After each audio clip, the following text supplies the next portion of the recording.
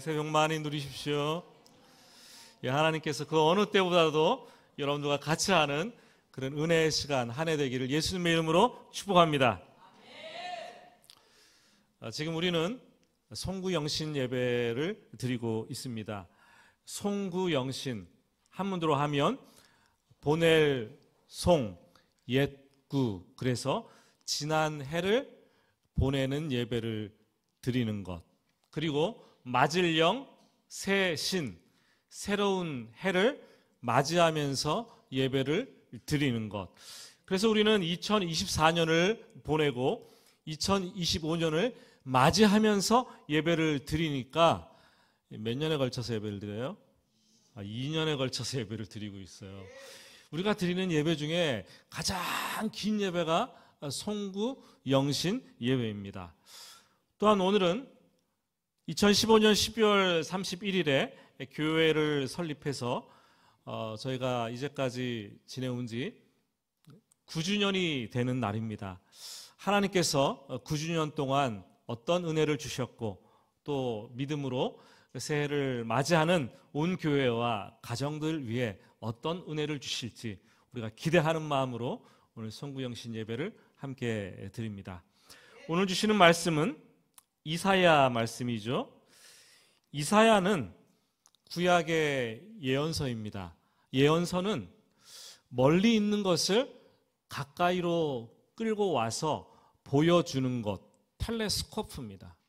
예언서는 먼 훗날에 일어날 일들을 미리 볼 수 있도록 도와주는 망원경과도 같은 것입니다. 우리 인생 가운데 미래에 일어날 일들, 우리 역사에서 앞으로 펼쳐질 궁금한 일들에 관해서 미리 보여주는 것이 예언서의 목적입니다. 근데 예언서는 그런 역할을 하기 때문에 예언자는 괴로워요. 하나님께서 예언을 하라고 말씀을 주셨는데 먼 미래 거를 예언하라고 가져와서 예언을 주셨는데 현재 상황에 예언하려고 보니까 현재 상황에 이게 잘 맞지 않아요. 보니까 하나님께서 주신 말씀과 현재 상황이 좀 생뚱맞는 거예요. 지금 이사야도 예언을 하는데 이스라엘 나라가 망하지도 않았어요. 너무나 잘 나가요. 그런데 이사야가 예언하는 것은 너희가 망하고 포로로 끌려갔다가 돌아왔을 때 이렇게 될 것이다. 그 말씀이 얼마나 생뚱맞습니까, 여러분? 근데 그 말씀을 예언을 전해야 하는 것이 예언자의 사명입니다.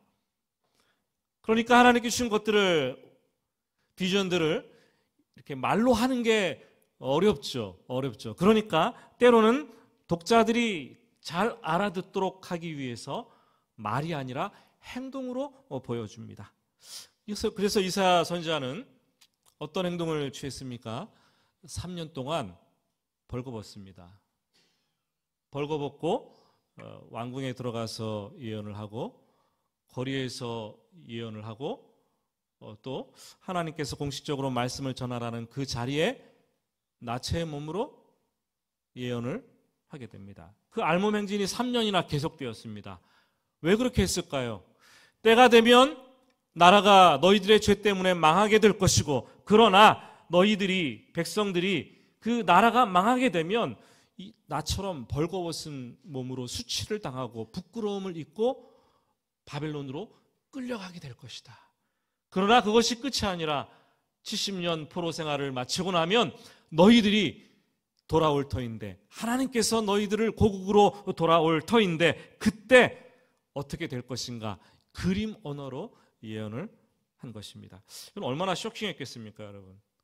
그렇게 예언자적인 삶을 살다가 BC 686년에 이 남유다의 가장 악한 왕이었던 므낫세의 우상 숭배를 반대하다가 붙잡혀서 살아있는 채 톱으로 두동강이 몸이 나서 그만 순교를 하고 맙니다. 여러분, 하나님을 향한 그의 이 헌신적인 삶, 하나님의 백성들을 향해서 그들을 돌이키려고 했던 불꽃 같은 그 사역, 누가 그 생애와 사역에 범접이나 하겠습니까? 참 놀라운 사역자였죠. 오늘 이사야 35장은 이스라엘 백성들이 죄를 짓고 바벨론 포로로 끌려가겠지만 someday, 미래의 그 어느 날 하나님께서 진노를 다시 한번 돌이키실 것이고 그들을 구원하실 것이고 이스라엘 백성들이 고국으로 돌아오실 것이다, 이 예언을 하는 거예요. 그때에 과연 어떤 일이 펼쳐질 것인가 아주 자세하게 그림 언어로 보여주고 있는 말씀이 오늘 35장의 내용입니다. 1절 한번 볼까요? 우리 1절 말씀 같이 읽어보겠습니다. 광야와 메마른 땅이 기뻐하며 사막이 백합화같이 피어 즐거워하며. 잘 보시면 광야, 메마른 땅, 사막이라는 이미지가 나옵니다. 나라가 망하고 그 회복되기 이전에 황폐했던 이스라엘 땅의 모습을 잘 말해주고 있습니다. 이스라엘에 가보면 광야는 뜨거운 태양 아래 몇 시간만 서 있어도 숨이 막히는 사막과도 같은 곳입니다. 거친 바람이 불죠.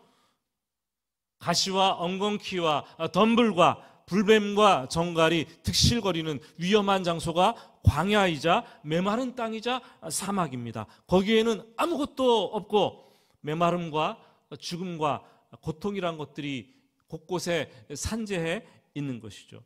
그런데 하나님께서 바벨론 포로 생활을 마치고 돌아올 때 마치 백합화가 피어 기뻐하고 즐거워하는 것처럼 될 것이다 말씀을 하십니다.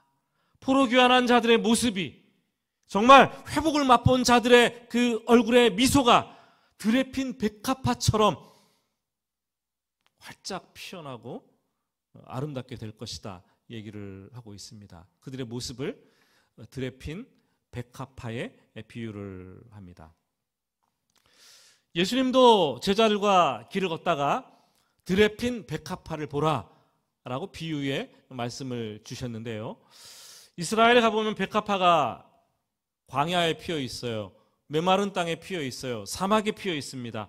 붉은색의 양귀비와도 좀 비슷한 빨간색 꽃인데, 들꽃인데 아네모네라고 합니다.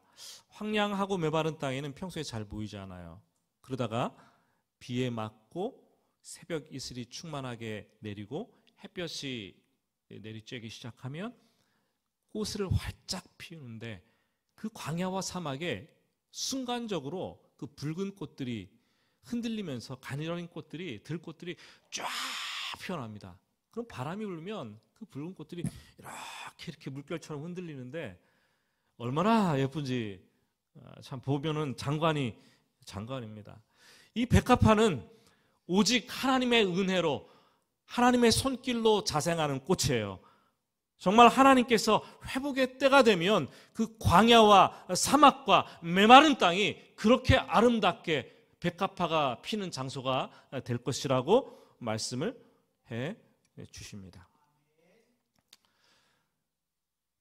1년 동안 살다 보니까요, 영혼이 막 너덜너덜해지는 거예요. 삶이 걸레처럼 되는 거예요.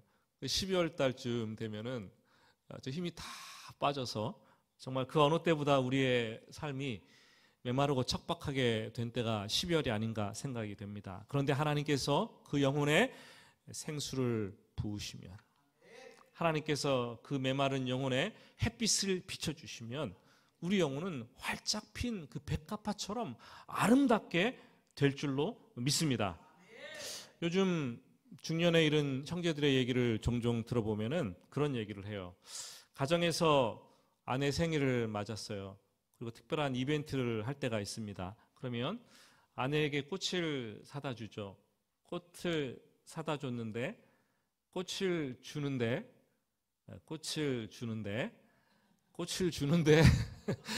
이게 아내가 화를 내더라는 거죠. 아내가 꽃을 주는데, 남편들이 꽃을 주는데 아내가 화를 내고 혼난 적이 있는 남편들이 꽤 많다라는 고백을 하더라고요. 그리고 화를 내면서 이어지는 말이 차라리 하시네요 벌써. 돈으로 주지 이 말을 많이 하더라는 거예요. 그래서 어떤 남편은 또 얘기하기를 분명히 꼬치로도 때리지 말라 그랬는데 꼬치를 주다가 꼬치로 맞아봤다. 이렇게 얘기하는 우리 중년의 형제들 얘기도 들어보았습니다. 생각을 해봤어요. 아내들은 왜 꼬치를 받고 화를 내는 것일까? 자기가 꼬치기 때문인가? 아니면 돈이 아까워서인가? 아니면 간만에 꽃을 받으니까 너무 민망해서 그것을 역설적으로 민망함을 표현했기 때문에 그런 것일까? 여러 가지 생각이 들더라고요.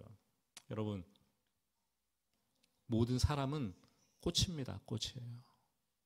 하나님께서 원래 인간을 창조하실 때 보시기에 좋았던 존재들, 꽃보다 아름다웠던 그 존재들이 바로 저와 여러분들이에요. 하나님께서 회복을 시작하게 되시면 정말 활짝 핀 백합화처럼 우리가 피어나는 거죠. 회복은 하나님의 선물입니다.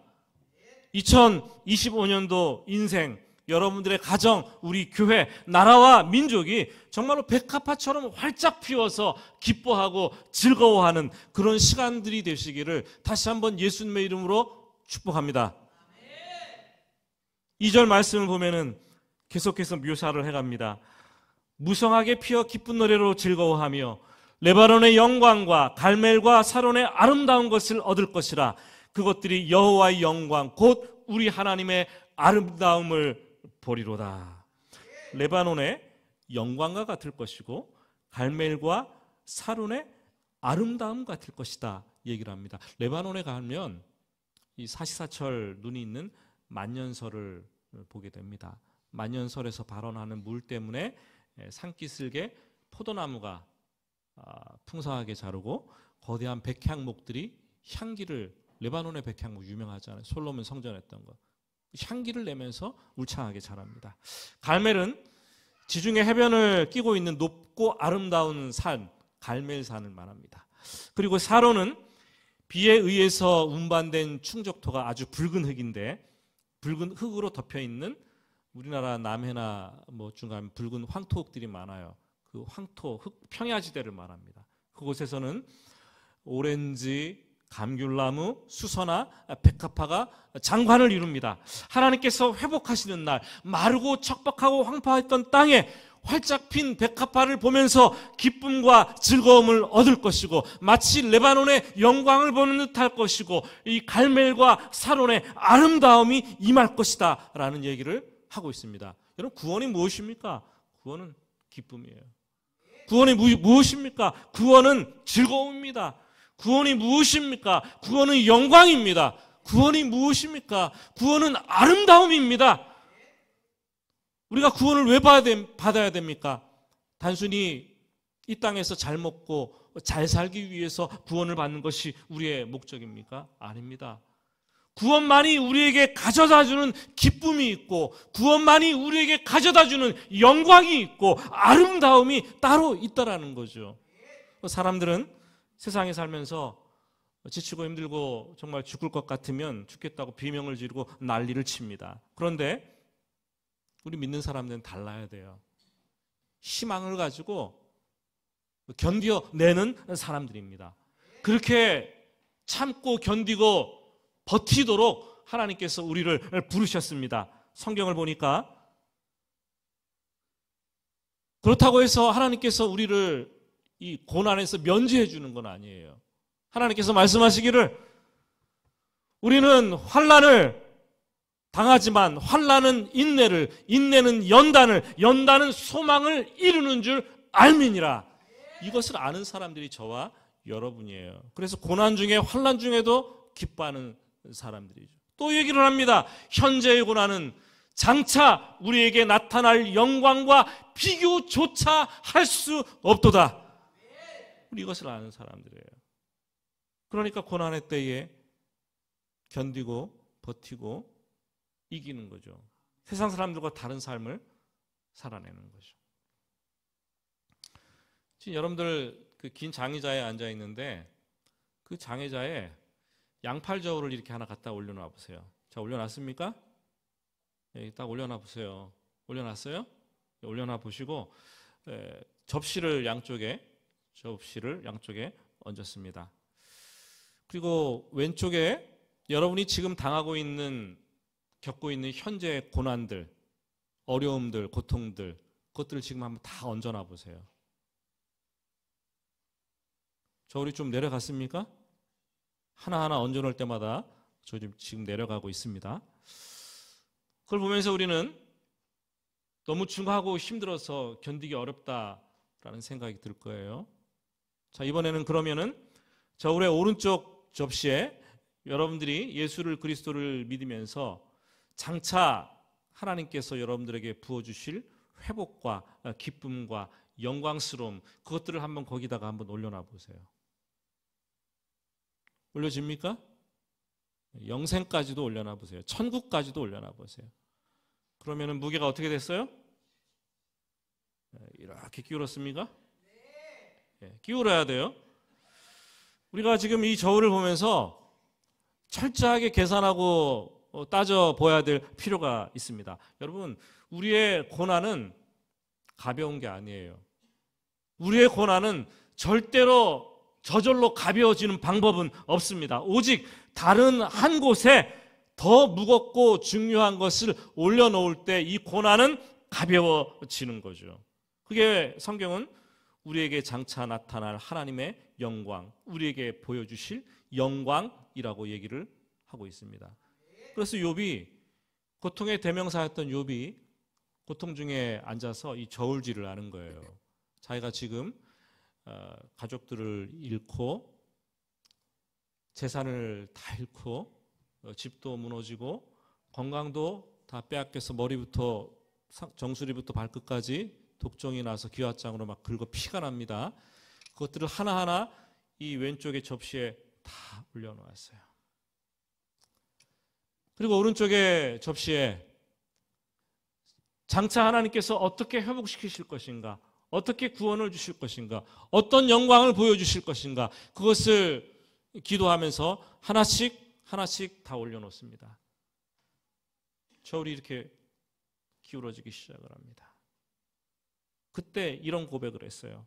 내가 앞으로 가도 그가 아니 계시고 뒤로 가도 보이지 아니하며 그가 왼쪽에서 일하시나 내가 만날 수도 없고 그가 오른쪽으로 돌이키시나 내가 배울 수도 없구나. 이거는 왼쪽 저울에 자기 고난을 올려놓을 때 상황이에요. 근데 그 다음 구절, 그러나 내가 가는 길을 그가 아시나니 그가 나를 단련하신 이후에는 정금같이 나으리라.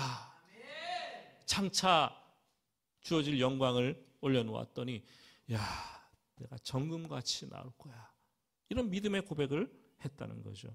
여러분, 14세기 종교개혁의 샛별과 같았던 존 위클립이 그런 말을 남겼어요. 가장 거룩한 사람들일수록 가장 시험을 많이 받은 사람들이다. 산이 높을수록 바람도 거세지는 법이다. 하나님의 자녀들과 숨바꼭질을 하신 이후에 하나님은 다시 끌어안고 눈물을 닦아 주실 것이다. 사랑하는 여러분, 여러분들이 예수를 잘 믿는 것을 다른 사람들에게 증명하려고 부자가 될 필요 없어요. 여러분들이 신앙이 좋은 것을 증명하려고 여러분들이 자녀들이 잘 되고 좋은 집에 살고 좋은 차를 타고 세상에서 성공하고 높은 직장, 직위 이런 거 가져야 된다고 생각하십니까? 그런 생각하지 마시기 바랍니다. 혹 내가 예수를 믿는데 세상이 너무나 힘들고 내가 고난 중에 있고 너무나 초라해 보이니까 세상 사람들이 여러분의 믿음을 바라보고 제 믿음도 저것밖에 되지 않을 거야 이렇게 생각할 줄로 걱정하십니까? 그런 생각 내려놓으시기 바랍니다. 단언하건대 우리의 믿음을 세상의 축복과 세상의 잘됨을 통해서 증명하려는 것처럼 어리석은 것이 없어요. 근데 지금 많은 그리스도인들은 그렇게 간증해요. 내 믿음이 좋으니까 하나님께서 이렇게 축복하셨어. 이렇게 잘 되는 거야, 세상에서. 자기 믿음을 증명하려고 해요. 아닙니다, 여러분. 우리가 믿음이 좋다는 것을 세상에 보여주려면 오히려 세상에서 어렵고 힘들 때, 잘안됐을 때, 나락으로 떨어질 때, 고통당할 때 내가 붙잡고 있는 하나님을 붙잡고 어떻게 견뎌내는지 내가 믿는 하나님의 말씀을 붙잡고 내가 어떻게 버텨내는지, 내가 얼마나 담대하게 이겨내는지, 그것을 세상 사람들이 보게 함으로 증명해 주는 거죠. 그렇게 할 때 세상은 우리를 바라보면서 자기들과 우리의 다름을 보게 될 것이고, 우리를 바라보고 감동을 받게 될 거예요. 예수 안 믿어도 부자 많습니다. 더 많을 겁니다. 예수 안 믿어도 세상에 잘 나가는 사람 너무 많습니다. 그 믿음을 보여주는 척도가 아니에요. 그렇기 때문에 따라서 그리스도인들의 이 캐릭터는 그리스도와 함께 고난받는 삶이에요. 그 고난을 어떻게 내가 세상 사람들과 다르게 이겨내는지, 믿음으로 승리하는지, 그걸 보여주는 거예요. 오늘도 얘기를 했지만 그리스도인들이 참 고난당할 때 자꾸 잠수를 타요.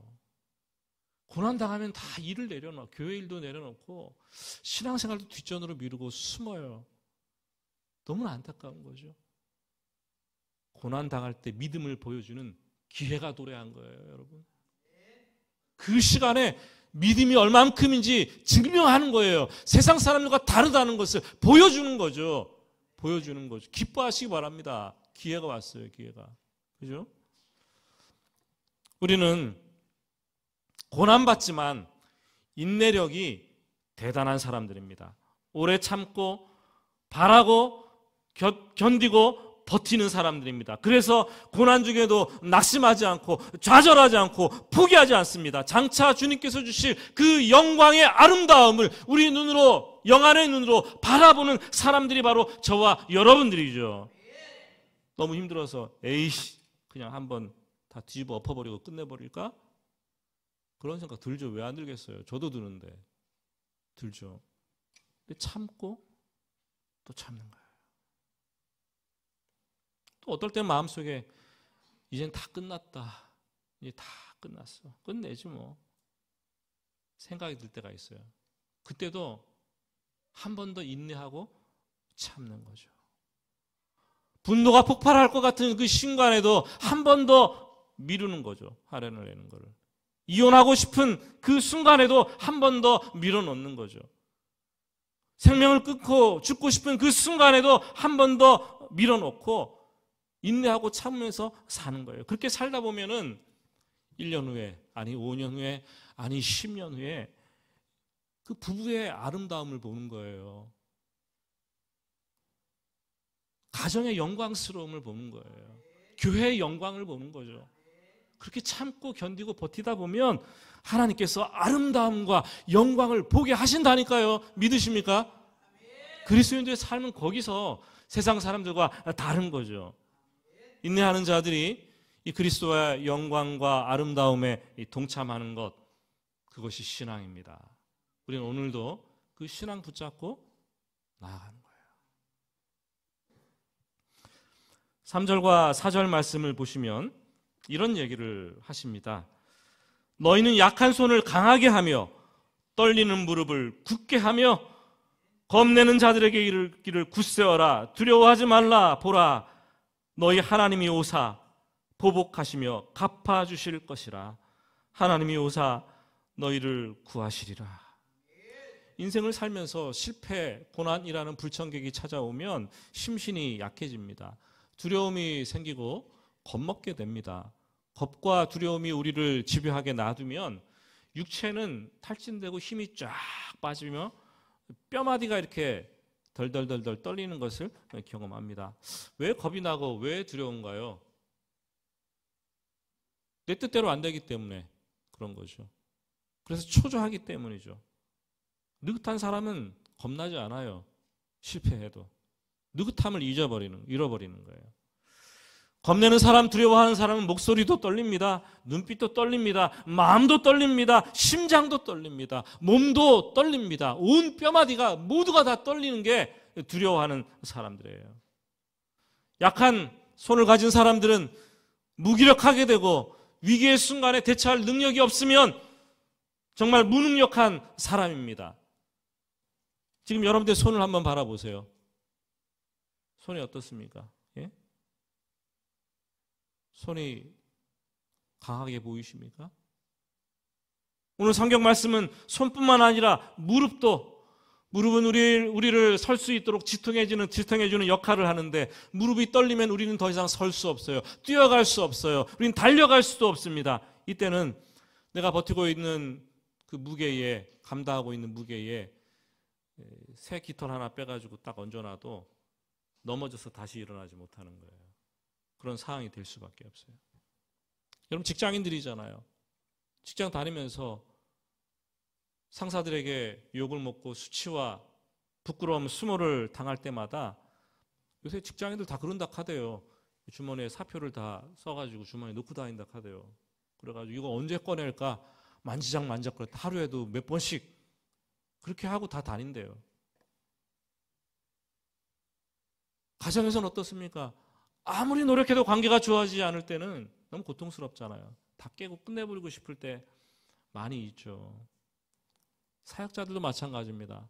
지치고 힘들어서 영적으로 바닥을 칠 때 이제 그만 사역을 내려놓고 싶을 때도 있어요. 통계가 나왔는데 해외 파송한 선교사님 중에 42%가 그만 내려놓을까 하면서 사역을 한다는 보고도 있더라고요. 해외에서의 삶이 척박하고 너무나 힘들기 때문에, 경제적인 서포터도 약하기 때문에 사역하면서도 하나님 나라를 위해서 하지만 그런 고통과 아픔이 있고 약해질 때가 있다라는 거죠. 그런데 실망하기에는 너무 이릅니다. 오늘 말씀에서 하나님은 우리의 손을 강하게 하시겠다 말씀하십니다. 이 강하다라는 히브리어가 하자크입니다. 하자크인데 어떤 의미냐 하면 이 꽁꽁 동여매는 거예요. 그러니까 연약한 인간과 강한 하나님을 분리시켜두지 않고 끌어갖고 와서 꽁꽁 하나로 연합되도록 묶어두는 것. 그러면은 하나님과 인간이 떨어지지 않겠죠. 분리되지 않겠죠. 하나님의 강함이 나의 강함이 되는 것이고, 하나님과의 연합이 강하게 나를 만들어 주는 거겠죠. 떨리는 무릎을 굳게 하시겠다고 말씀하십니다. 굳다라는 아마츠라는 말은 덜덜덜 떠는데, 이거를 그냥 탁 붙들어가지고 절대 떨리지 않게 그냥 아주 강하게 억제하겠다, 견고하게 하겠다라는 하나님의 말씀입니다. 누가 나를 강하게 하고 누가 나를 견고하게 굳세게 합니까? 4절 말씀은 하나님께서 오사. 하나님께서 오사. 2번 반복했다는 것은 아주 확실하게 하나님께서 하시겠다는 약속의 말씀입니다. 주저앉지 않게 하시고 강하게 하실 것이고 버티게 하실 것이고, 그것이 근거가 되는 것이 무엇이냐면 하나님이 나에게 오시기 때문이라는 거예요. 너는 혼자가 아니다. 내가 너에게 가겠다. 내가 떨고 있는 너에게 가겠다. 내가 너와 동행하겠다. 내가 너의 인생 가운데 함께 걸어가겠다 말씀을 해주십니다. 하나님은 이 돌아온 시온의 백성들 가운데 겁내는 자들이 있다면 이 말로 서로 두려워하지 말라 말해주기를 원합니다. 그리고 서로 약한 손을 붙잡아 주기를 원합니다. 떨리는 이 무릎을 굳세게 해주기를 원합니다. 이렇게 우리는 이런 말씀을 가지고 새해를 시작을 했습니다. 오늘 힘을 얻으시겠죠. 그런데 잠을 자고 1월 2일이 됐어요. 3일이 됐어요. 그러면은 겁나요, 안 겁나요?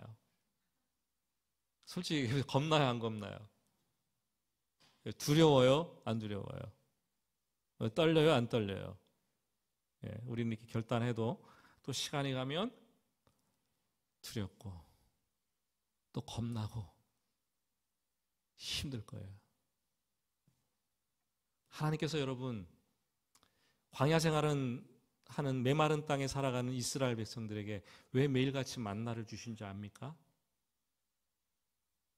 매일같이 이 하나님 말씀을 먹고 매일같이 기도하면서 하나님께 연합되어 있어야 된다. 매일의 만나를 먹어야 된다는 것을 우리에게 가르쳐 주는 말씀입니다. 우리 기도해야 돼요. 주님, 이스라엘 백성들이 광야에서 매일같이 만나를 먹고 강건하게 40년을 버텨낸 것처럼 또 한 해 시작됐습니다. 2025년 하루 또 하루 하나님의 말씀 먹고 기도하면서 하나님과 연합된 채 버티고 견딜 수 있는 힘과 능력을 저에게 주시옵소서. 말씀을 맺습니다. 2024년을 보내고 새로운 한 해를 또 우리는 맞이하면서 솔직히 지금 우리 자신을 돌아봅시다. 돌아보면 지치고 힘이 많이 빠졌을 겁니다. 그렇죠? 뭐 2024년 12월 30일까지 힘들었다가 뭐 그 제아의 종소리 땡땡땡 치고 12시 지나니까 막 갑자기 막 힘이 막 불끈 쏟으십니까? 우리가 그럴 일은 없어요. 절대 그렇지 않습니다. 지치고 힘이 빠졌다면 1월 1일도 2일도 빠질 거예요. 인내도 우리는 많이 사라졌어요. 신앙도 약해졌어요. 사명감도 줄어들었고 열심도 식어졌고 우리의 손도 무릎도 겁을 먹고 두려워 떨고 있을 수도 있습니다. 다시 일어나는 것 내 힘과 내 의지로 도저히 감당할 수가 없습니다. 교회도 마찬가지고 나라와 민족도 마찬가지예요. 아무리 좋은 정치인, 여러분 대통령 세우는 거 그때마다 기대하는데 어느 대통령 하나가 국민들의 가슴을 시원하게 하고 이 나라를 막 희망을 주고 미래를 보게 하고 이런 사람이 있습니까? 그런 사람 없어요. 없어요. 근데 우리는 자꾸 사람에게 희망을 주는 거예요. 하나님은 나를 봐라. 내가 희망이다. 내가 너희의 의지할 대상이다 라고 말씀을 하십니다. 여러분, 지금은 힘들고 어렵지만 겨울이 지나고 나면 반드시 봄이 올 것입니다. 겁내지 말고 담대하게 기다립시다. 혼자 기다리면 힘듭니다. 같이 기다리면서 오늘 말씀으로 서로를 격려합시다. 하나님께서 분명히 때가 되면 하나님의 영광과 아름다움을 우리에게 보게 하실 것입니다. 2025년도가 여러분의 인생과 교회와 나라와 민족과 열방의 그런 시간들이 되시기를 예수님의 이름으로 축원합니다.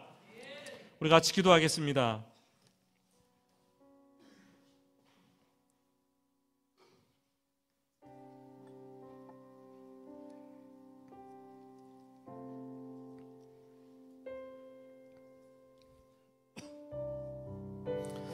우리 조용히 눈을 감고 지나온 2024년도 되돌아보고 눈앞에 두신 2025년도 새해를 바라보며 결단을 합시다. 잘못된 것들이 있다면 하나님께 고백을 하고 새해 결단을 하는데요. 지금 너무 지치고 힘듭니까? 정말 나를 미치도록 힘들게 하는 것이 있습니까? 내 영혼을 절망의 소용돌이로 끌고 가는 것이 있습니까? 괜찮아요. 고백합시다. 하나님, 저 쓰러질 것 같아요. 하나님, 저 겁이 나요. 하나님, 저 너무나 두려운 거 아시죠? 저의 어려움과 가정의 고난 감당하기 너무 벅찬 거 아시죠? 고백합시다. 구원받은 성도들의 거듭난 인격, 기다림, 인내, 오래 참음이라고 오늘 말씀하십니다. 장차 너희가 고난 중에 있더라도 영광과 아름다움을 보게 될 것이다. 너희는 그런 사람들이다. 고난 가운데 믿음을 증명하는 그런 사람들이다 말씀하십니다. 때가 되면 두려움을 제거하실 것이고 기쁨과 즐거움과 주의 영광과 아름다움을 보게 하실 것입니다. 하나님, 2025년도 세월이 멈추지 않고 나를 기다려주지 않고 정신없이 달려올 터인데 하나님, 제가 하나님 붙잡고 하나님 말씀 붙잡고 달려가겠습니다. 여기까지 오게 하신 것도 감사한데 나를 부족한데 아버지라 불리게 하시고 어머니라 불리게 하시고 부족한데 목사라 장로라 권사라 안수집사라 성도라 불림받게 하신 것도 감사한데 하나님, 그 은혜에 감사하면서 올 한 해 눈을 들어 하나님 바라보고 장차 주실 영광과 회복을 바라오며 담대하게 나가겠습니다. 고백하고 결단하는 여러분 기도의 시간 되기 바랍니다. 같이 기도하겠습니다. 하나님 아버지, 간절히 기도합니다. 아버지는 오늘 믿음으로 우리가 다시 한번 우리의 삶을 되돌아보고 정리합니다. 아버지는 바라보니 2024년도에 한 해가 얼마나 힘들었고 고통스러웠고 아버지는 아팠습니까? 하나님 아버지, 다시 한번 힘들었고 어려운 것들 하나님 앞에 눈물로 고백합니다. 아버지는 우리의 눈물을 닦아주시고 아버지 하나님이 우리의 고통을 아시며 아버지, 우리가 쓰러져갈 때 존재감마저 잃을 때 우리의 이름을 불러주시고 다시 한번 들에 핀 활짝 핀 백합화처럼 되리라는 소망을 품을 수 있도록 하나님 도와주시기를 간절히 원합니다. 참으로 주님, 우리가 인내하지 않고 기다리지 못하면 쓰러질 수밖에 없는데, 하나님 구원받은 성도들의 거듭난 영혼은 인내하고 기다리고 오래 참음이 아니겠습니까? 사랑함이 아니겠습니까? 우리의 인생도 지켜주시고 우리의 가정도 붙들어 주시옵시고, 아버지 교회 나라와 민족과 열방들도 조국교회와 성도들 때문에 견고하게 서갈 수 있도록 하나님 도와주시기를 간절히 원합니다. 우리가 아무리 어려워도 세상 사람들과 같이 아버지 하나님이여 참지 못해서 분노하거나 넘어지거나 아버지 하나님이여 불안하는 것이 아니라 고난 가운데 우리의 믿음을 증명할 수 있도록 하나님 도와주시옵시고, 고난 가운데 우리 가정의 믿음을 증명하게 하시고, 고난 가운데 우리의 교회에 능력 있음을 증거하고 세상에 보일 수 있도록 하나님 도와주시기를 간절히 원합니다. 겁이 납니까? 두려움이 있습니까? 하나님 이거 지하여 주시고 하나님께 내려놓사오니 아버지 편하여 춤이 되게 하시고 기쁨이 되게 하시고, 기쁨과 즐거움, 주의 영광과 아름다움을 볼 수 있는 우리들의 길을 열어주시기를 하나님 간절히 원합니다. 아버지 하나님, 아버지 2025년도가 왔지만 우리가 마음을 새롭게 하지 않으면 모든 상황과 환경들은 바뀌지 않을 줄 믿습니다. 환경이 바뀌지 않아도, 상황이 바뀌지 않아도, 고통은 여전히 우리 곁에 머물러 있어도 우리가 하나님 말씀 붙잡고 하나님 붙잡고 아버지는 거듭난 영혼으로 새로운 영혼으로 나갈 때 우리에게 담대함을 주시고 떨지 않을 줄 믿습니다. 하나님 믿음 안에서 나가는 법을 배우게 하시고 말씀과 기도로 하나님께 붙어있고 연합하면서 아버지 하나님의 승리하는 안에 될 수 있도록 하나님 도와주시기를 간절히 원합니다. 아버지 하나님, 넘어질까 두려워하는 영혼들이 있습니까? 꺾여질까 두려워하는 영혼들이 있습니까? 내려놓고 아버지 하나님 버티고 견딜 때 성령 하나님께서 위로하여 주시고 우리를 만져주시고 다시 한번 아버지 하나님이 설 수 있도록 하나님 인도하여 주시기를 간절히 원합니다. 주님 인도하여 주시옵소서.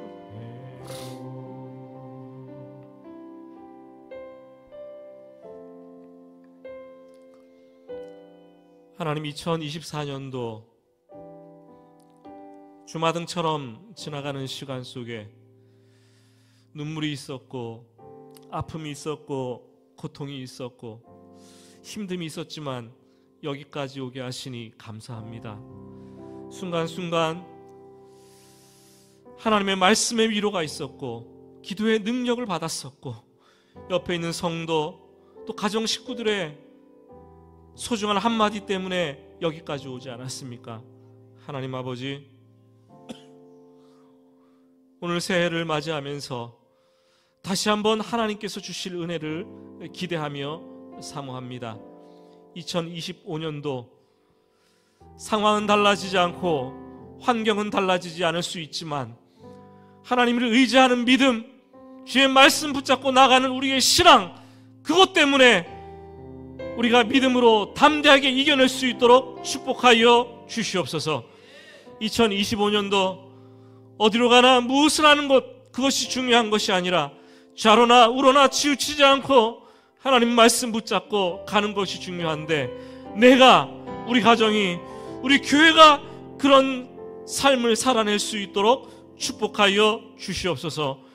오늘 광야에서 만나를 먹었던 이스라엘 백성들처럼 매일매일 힘들겠지만 매일매일 주의 말씀 먹고 기도하며 일어나겠다는 결단을 합니다. 주님 붙잡아 주시고 견고하게 세워 주시옵소서. 예수님의 이름으로 기도드립니다. 아멘.